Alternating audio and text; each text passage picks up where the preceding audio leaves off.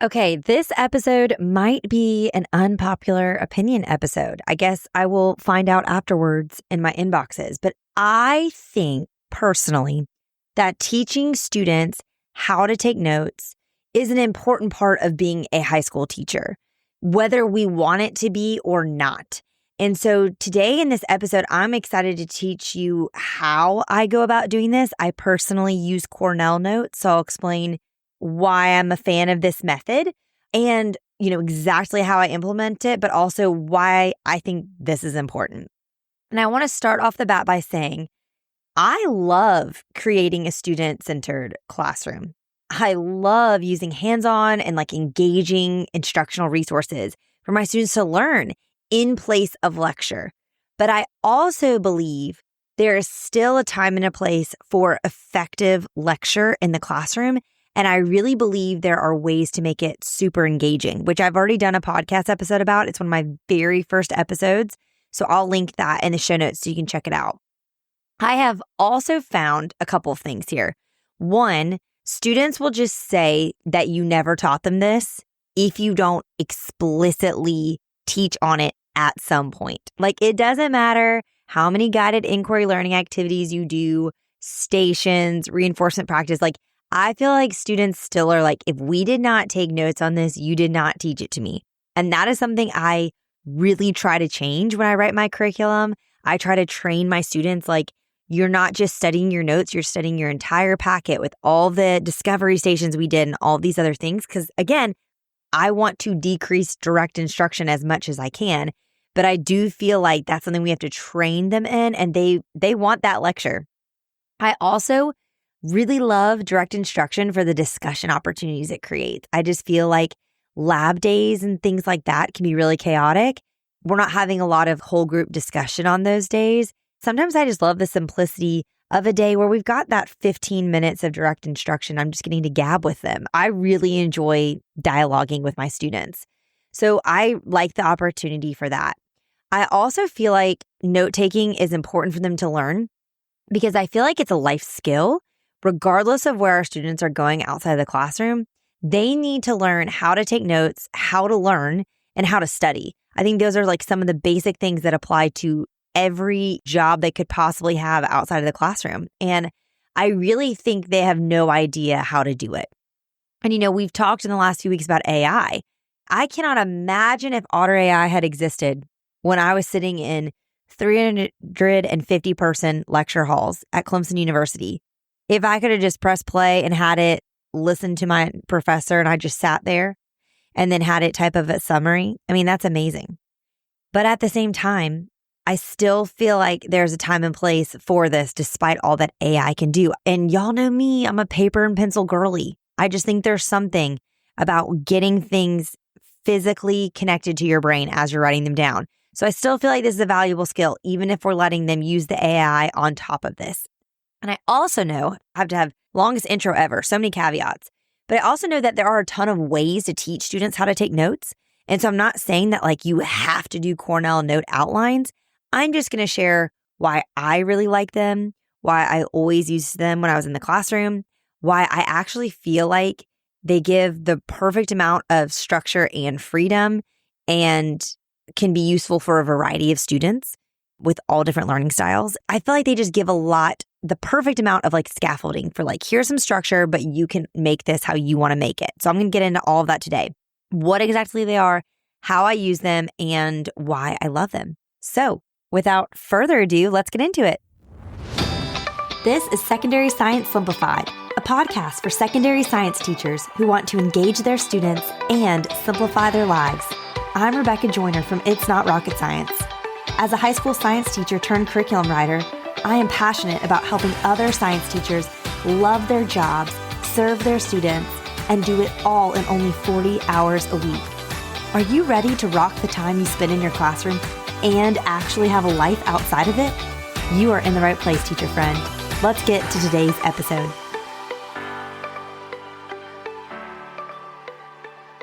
Like I said at the top, I think there is a time and a place for learning how to take notes. I know AI is here. I know that's transforming things. But just like Spark Notes always existed for me, that didn't mean I didn't need to learn how to read novels. Like, yeah, SparkNotes existed and I could have like skipped a bunch of books in high school English. And I did skip some of them, looking at you, Grapes of Wrath. But that doesn't mean like learning how to read wasn't a valuable skill. And so that's where I feel like about note taking. Are there going to be shortcuts nowadays? For sure. But I still feel like it's something that's worth learning. Whether they're going to college or cosmetology school, or around here, we have a lot of students that go on to tech school to learn how to be boat mechanics. Like, that is a huge industry here, and it's a very great job to have. Those are skill-based, hands-on career paths, and yet they are still reading text. They're still listening to instructors. They're still required to take notes and learn and have assessments. So I think that's really important. I'll also say this too. Especially for those of you listening, like my 7-year-old son fully believes he's going to play professional football. And, maybe he will. We'll see. Time will tell. But we were watching the other day a football documentary. My husband and I love sports documentaries. We love them. All or Nothing, Hard Knocks, like all of those things. That's how I like got into NFL after watching college forever. Anyway, I digress. I love watching sports documentaries because you will see these giant linebackers sitting in these tiny chairs in meeting spaces, watching film, listening to their coaches, and guess what? They're writing notes down. They are learning from their instructors. They're learning from film. And so I just feel like every time I see something like that, I'm like, it reinforces that no matter how advanced AI gets and how the world changes, like learning how to take notes by hand, digitally, whatever is still a worthwhile skill. So how do we do that though? How do we, force them to take notes, but also, give them freedom to kind of explore the best way for them? Like, I think we all learn. I think we all take notes. I think we all study differently. From my experience, having taught, I dabbled in 8th grade, dabbled in 12th grade, but the majority of my teaching experience is like 9th, 10th, 11th graders. I'm going to be frank with you. I feel like those younger 8th and 9th graders, they're clueless on note taking. So they need the most structure and guidance and, support. I feel like when I taught AP Bio and I had those 11th and 12th graders, I gave them suggestions and tips, but like I let them do what they wanted to do. So I want to give you the permission, not that you need it from me, like you know your audience best. You know who needs more support or not. So you make the best decisions for you and your students.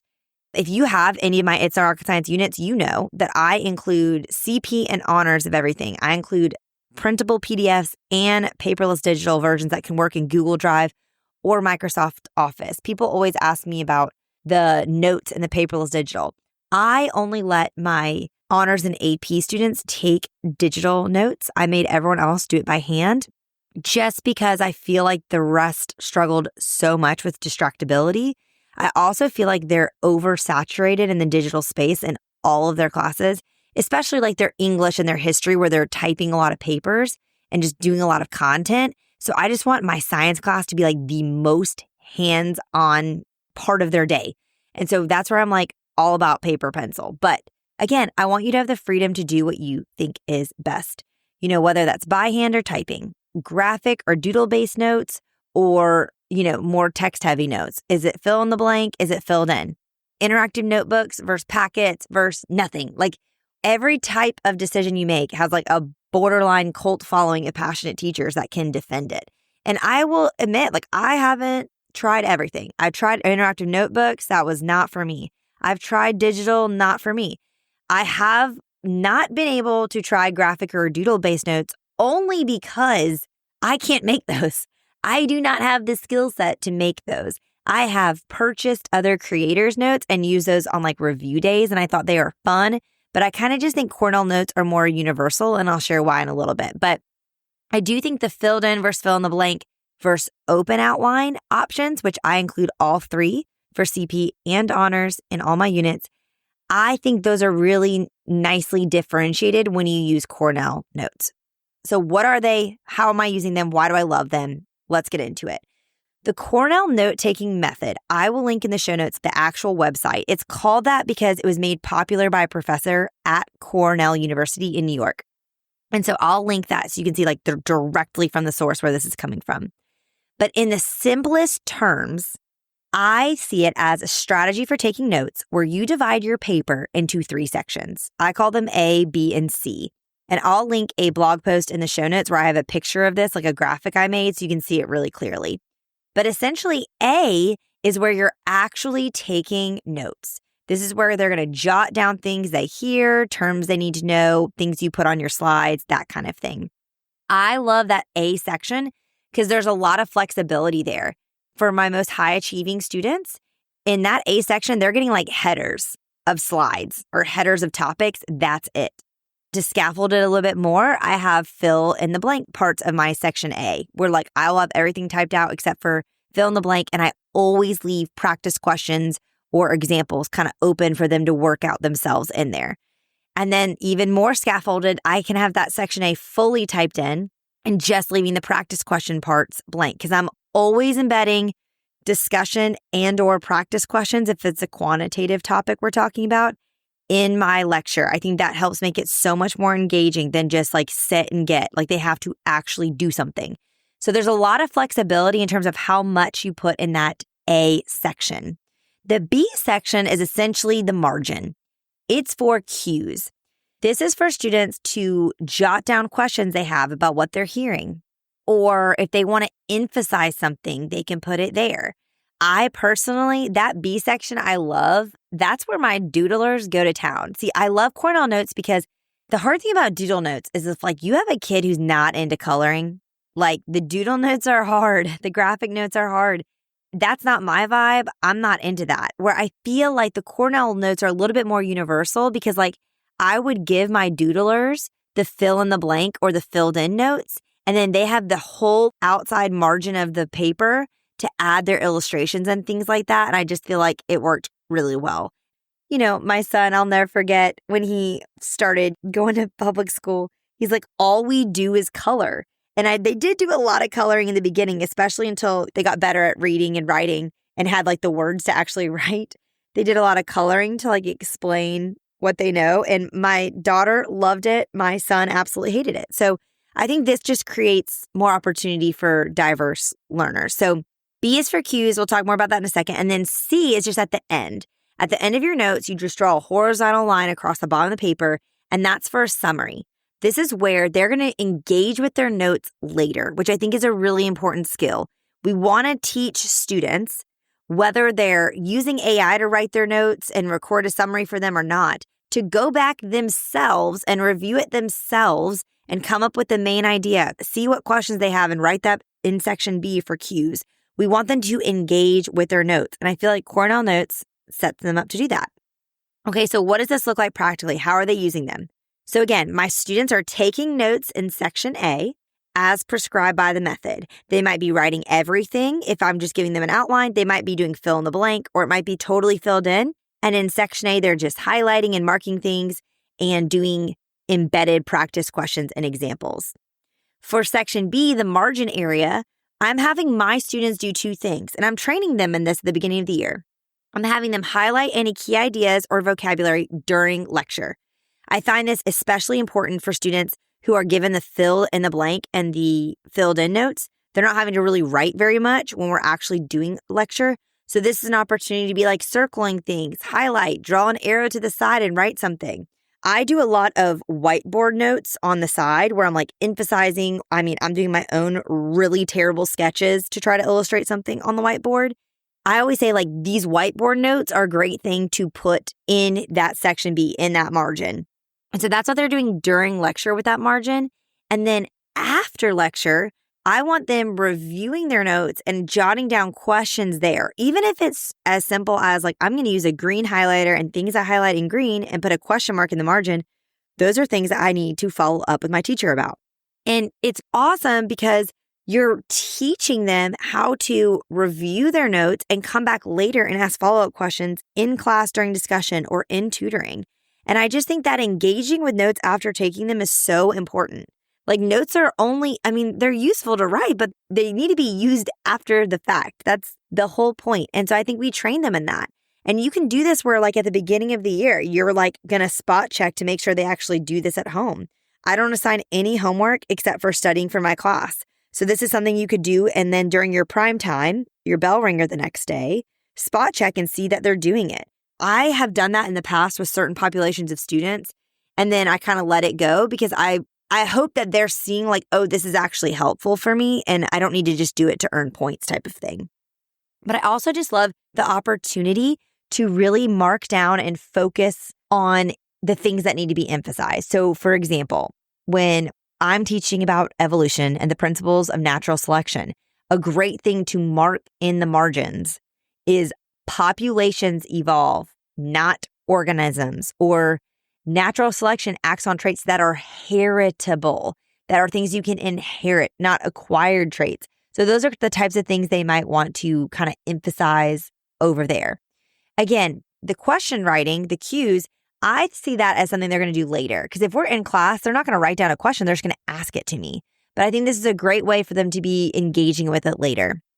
And then for section C, I have them summarize what they've learned there. For my lower students, if you have any of my packets, you'll know that the CP students come with prompts. Like, here's the question I want you to answer in this little section.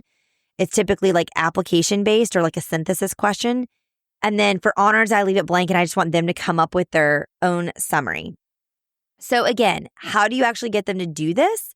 I started doing Cornell notes because a coworker introduced me to it, and I would assign the B and C sections for homework. And then during their prime time, I would check them for completion. And then we kind of talk about them before moving on. It was super effective. But then I just got sick of checking up with it. And I felt like I really didn't need to do that with students.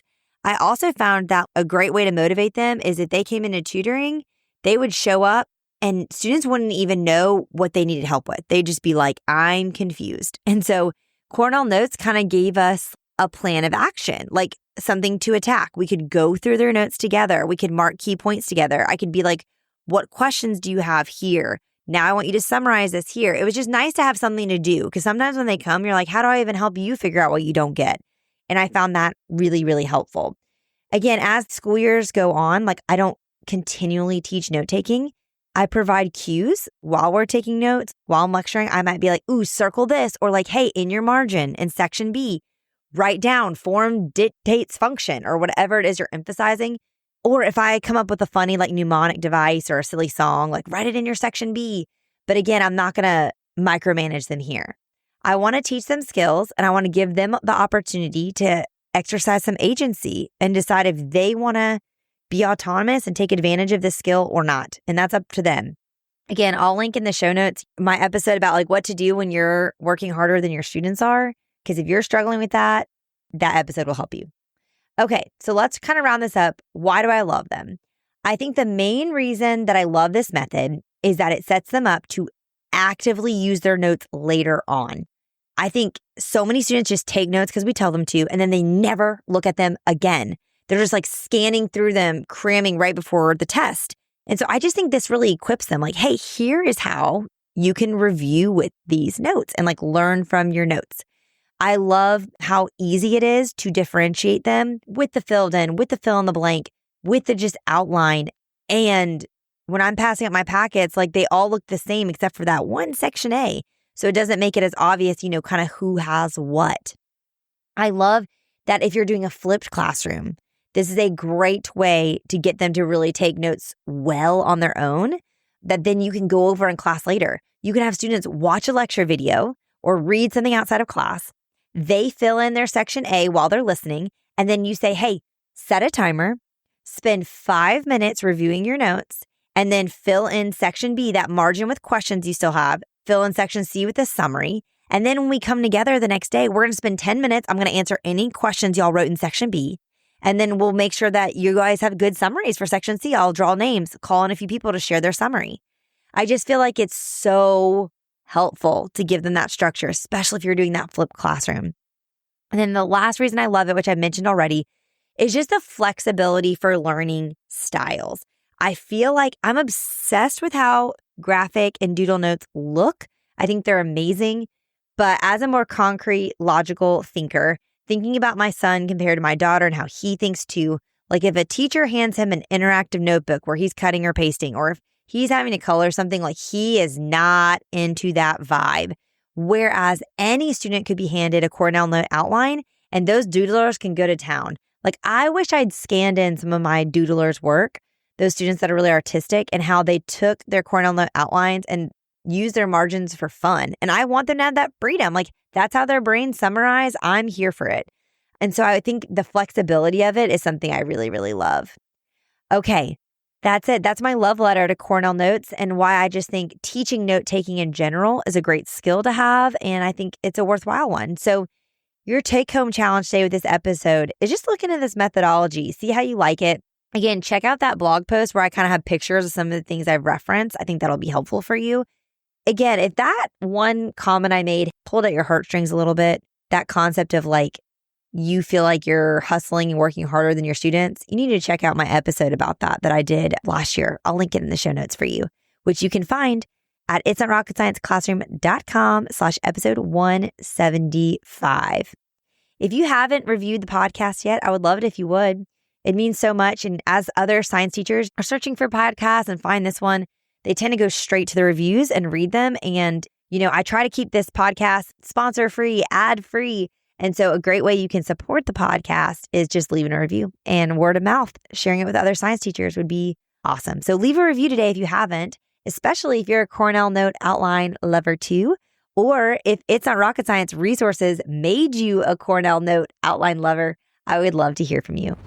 All right, teacher friends, that wraps up today's episode.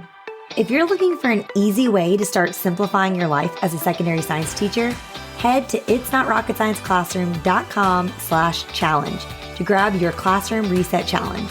And guess what? It's totally free. Thanks so much for tuning in, and I'll see you here next week. Until then, I'll be rooting for you, teacher friend.